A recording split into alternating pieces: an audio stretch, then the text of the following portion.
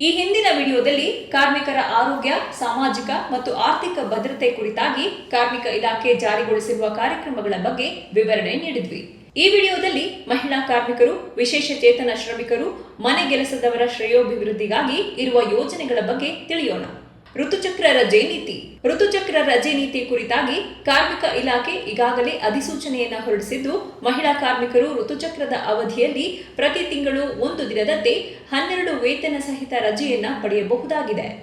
ಖಾಸಗಿ ಮತ್ತು ಸರ್ಕಾರಿ ವಲಯಕ್ಕೆ ಅನ್ವಯವಾಗುವಂತೆ ಈ ಕಾನೂನನ್ನು ಸಮಗ್ರವಾಗಿ ಜಾರಿ ಮಾಡಿದ ಕೀರ್ತಿ ಕರ್ನಾಟಕ ರಾಜ್ಯಕ್ಕೆ ಸಲ್ಲುತ್ತೆ. ಋತುಚಕ್ರ ರಜೆ ನೀತಿ 2025ರ ಪ್ರಕಾರ ಖಾಸಗಿ ಸಂಸ್ಥೆಗಳು ಸೇರಿದಂತೆ ಎಲ್ಲಾ ಕ್ಷೇತ್ರಗಳ ಮಹಿಳೆಯರಿಗೆ ಕಡ್ಡಾಯವಾಗಿ ಅನ್ವಯವಾಗಲಿದೆ. ಮಹಿಳಾ ಕಾರ್ಮಿಕರು ಈ ರಜೆಯನ್ನು ಪಡೆಯೋಕೆ ಯಾವುದೇ ವೈದ್ಯಕೀಯ ಪತ್ರದ ಅಗತ್ಯವಿರೋದಿಲ್ಲ. ತಿಂಗಳ ಮುಟ್ಟಿನ ರಜೆಯನ್ನ ಆಯಾ ತಿಂಗಳಿಗೆ ಪಡೆಯಬೇಕಾಗಿದ್ದು, ಮುಂದಿನ ತಿಂಗಳಿಗೆ ವರ್ಗಾವಣೆ ಮಾಡುವಂತಿಲ್ಲ. ಕಾರ್ಮಿಕ ಸಚಿವ ಸಂತೋಷ್ ಲಾಡ್ ಅವರು ತಮ್ಮ ಇಲಾಖೆಯ ಮೂಲಕ ಮಹಿಳಾ ಸಬಲೀಕರಣದ ಜೊತೆಗೆ ಅವರ ಸುರಕ್ಷತೆ, ಗೌರವವನ್ನು ಕಾಪಾಡೋಕೆ ತೆಗೆದುಕೊಂಡಿರುವ ಈ ದಿಟ್ಟ ನಿರ್ಧಾರ ದೇಶಾದ್ಯಂತ ವ್ಯಾಪಕ ಶ್ಲಾಘನೆಗೆ ಪಾತ್ರವಾಗ್ತಾ ಇದೆ. ಶಿಕ್ಷಣ ಮತ್ತು ಖಾಸಗಿ ಉದ್ಯೋಗ ಕ್ಷೇತ್ರದಲ್ಲಿ ವಿಶೇಷ ಚೇತನರಿಗೆ ಮೀಸಲಾತಿ.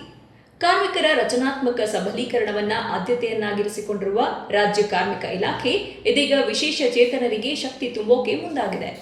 ವಿಶೇಷ ಚೇತನರು ಹೆಚ್ಚಿನ ಸಂಖ್ಯೆಯಲ್ಲಿ ಮುಖ್ಯವಾಹಿನಿಯಲ್ಲಿ ಇನ್ನಷ್ಟು ಆತ್ಮವಿಶ್ವಾಸದಿಂದ ಸಮರ್ಥವಾಗಿ ಮುನ್ನಡೆಯಬೇಕು ಎನ್ನುವಂತಹ ಮಹತ್ವದ ಗುರಿಯೊಂದಿಗೆ ಶಿಕ್ಷಣ ಮತ್ತು ಖಾಸಗಿ ವಲಯದ ಉದ್ಯೋಗದಲ್ಲಿ ಮೀಸಲಾತಿಯನ್ನು ಒದಗಿಸುವ ಮಸೂದೆಯನ್ನ ಸಿದ್ಧಪಡಿಸ್ತಾ ಇದೆ. ಕೇಂದ್ರದ ವಿಶೇಷ ಚೇತನರ ಹಕ್ಕು ಕಾಯ್ದೆ 2016ರ ಮಾನದಂಡದ ಪ್ರಕಾರ ಕನಿಷ್ಠ 4% ಮೀಸಲಾತಿ ಅಗತ್ಯವಿದೆ. ಇದರ ಪ್ರಕಾರ ರಾಜ್ಯದ ಪ್ರಸ್ತಾವಿತ ಮಸೂದೆಯಲ್ಲಿ ಖಾಸಗಿ ವಲಯದ ಉದ್ಯೋಗ ಕ್ಷೇತ್ರದಲ್ಲಿ ಕನಿಷ್ಠ 5% ಮತ್ತು ಶಿಕ್ಷಣ ಕ್ಷೇತ್ರದ ಸರ್ಕಾರಿ ಉನ್ನತ ಶಿಕ್ಷಣ ಮತ್ತು ಖಾಸಗಿ ಸಂಸ್ಥೆಗಳಲ್ಲಿ 10% ಮೀಸಲಾತಿಯನ್ನ ಕಡ್ಡಾಯಗೊಳಿಸಲಿದೆ. ಕರ್ನಾಟಕದಲ್ಲಿ ವಿಶೇಷ ಚೇತನರಿಗೆ ಉದ್ಯೋಗ ಮತ್ತು ಶಿಕ್ಷಣ ಕ್ಷೇತ್ರದಲ್ಲಿ ಮೀಸಲಾತಿ ಒದಗಿಸುವ ಉದ್ದೇಶವನ್ನ ಈ ಮಸೂದೆ ಹೊಂದಿದೆ. ಈ ಹಿನ್ನೆಲೆಯಲ್ಲಿ ಕಾರ್ಮಿಕ ಸಚಿವರಾದ ಸಂತೋಷ್ ಲಾಡ್, ಐಟಿ, ವಾಣಿಜ್ಯ ಮತ್ತು ಕೈಗಾರಿಕೆ, ಮಹಿಳಾ ಮತ್ತು ಮಕ್ಕಳ ಕಲ್ಯಾಣ ಅಭಿವೃದ್ಧಿ ಇಲಾಖೆ, ಶಿಕ್ಷಣ ಹಾಗೂ ಉನ್ನತ ಶಿಕ್ಷಣ ಇಲಾಖೆಗಳು ಮತ್ತಿತರ ಸಂಬಂಧಪಟ್ಟ ಇಲಾಖೆಗಳಿಂದ ಅಭಿಪ್ರಾಯ ಪಡೆಯುವಂತೆ ಸೂಚನೆ ನೀಡಿದ್ದಾರೆ. ಕರ್ನಾಟಕ ಗೃಹ ಕಾರ್ಮಿಕರ ಸಾಮಾಜಿಕ ಭದ್ರತೆ ಮತ್ತು ಕಲ್ಯಾಣ ಮಸೂದೆ 2025 ಇದು ಕಾರ್ಮಿಕ ಇಲಾಖೆಯ ಮತ್ತೊಂದು ಮಹತ್ವದ ಕ್ರಮವಾಗಿದೆ.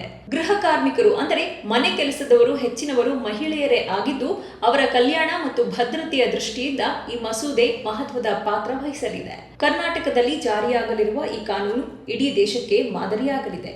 ಕಾರ್ಮಿಕ ಸಚಿವ ಸಂತೋಷ್ ಲಾಡ್ ಅಸಂಘಟಿತ ವರ್ಗದ ಕಾರ್ಮಿಕರಿಗೆ ಅನುಕೂಲವಾಗುವ ನಿಟ್ಟಿನಲ್ಲಿ ಈಗಾಗಲೇ ಹಲವಾರು ಸೌಲಭ್ಯಗಳನ್ನು ಜಾರಿ ಮಾಡುವಲ್ಲಿ ಮಹತ್ವದ ಪಾತ್ರ ವಹಿಸಿದ್ದಾರೆ.